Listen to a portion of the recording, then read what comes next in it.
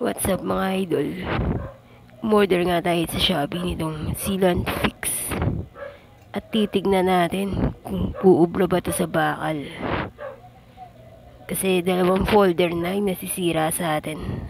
At shoutout naman sa mga mananahi ng high speed dyan. Alam na alam nyo kung saan nilalagay ito. At kung saan ginagamit to. So itatry natin kung pwede ba to. Kasi dalawang folder na, hindi naman pwedeng bilhin na tayo ng bili. So gawa natin ng paraan. So ayan nga. Kasi itry natin kung pwede. Sa halagang 5 pesos nga ay nakabili tayo nito.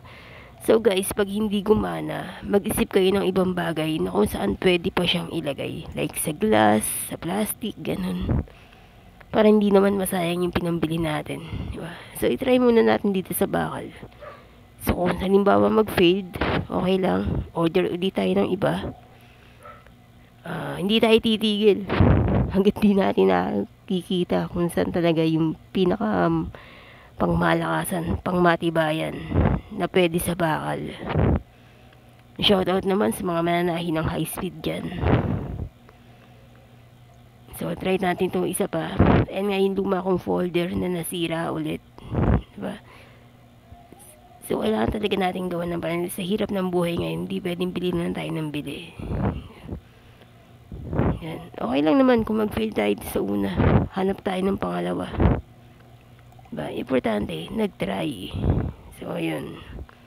Mga idol, make sure kapag inano nyo to, talagang sukatin nyo kasi hindi naman pwedeng tabingi.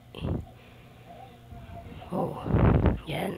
So, hintayin natin mga 24 hours o 2 araw o kahit 3 araw pa. Diba? Try natin kung pwede. So, yun. Babalitaan ko kayo.